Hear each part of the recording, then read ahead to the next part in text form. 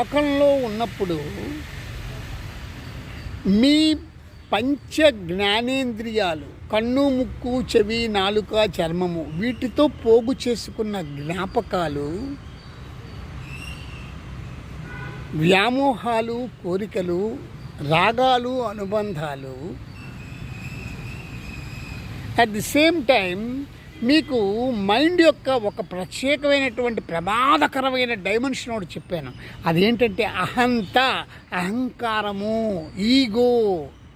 ఆ డైమెన్షను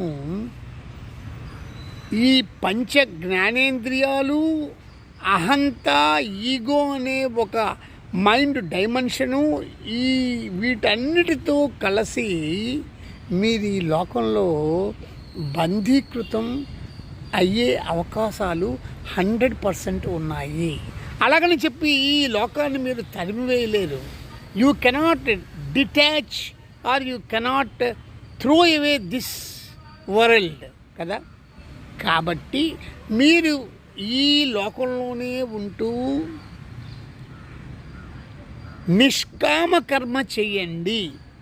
వస్తువులతోనూ మనుషులతోనూ నిష్కామ కర్మ చేయండి. First point. సెకండ్ పాయింట్, సాక్షిగా ఉండండి. అంటే ఎటువంటి వ్యాఖ్యలు దేనిపైన, ఏ వస్తువు, ఏ విషయము, ఏ మనిషి పట్ల చేయకండి. ఎలా మీరు సాక్షిగా వ్యాఖ్య లేకుండా ఉంటూ నిష్కామ కర్మ చేసినప్పుడు ఈ లోకంలో మీరు ఉన్న బంధీకృతులు కారు. ఈ లోకంలో మీరు ఉండండి, కానీ లోకాన్ని తీసుకొచ్చి, ప్రపంచాన్ని తీసుకొచ్చి మీలో పెట్టుకోకండి. నిత్యము అదే చాటరింగ్ చేస్తుంది మీ మైండ్.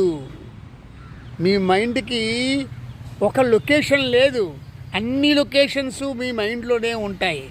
అమెరికాలో ఉన్న విషయము మీ మైండ్లోనే ఉంటుంది, రష్యాలో ఉన్న విషయము మీ మైండ్లోనే ఉంటుంది, ఇంట్లో ఉన్న విషయము మైండ్లోనే ఉంటుంది. అంటే మీ మైండ్కి ఒక ప్రత్యేకమైన లొకేషన్ లేదు.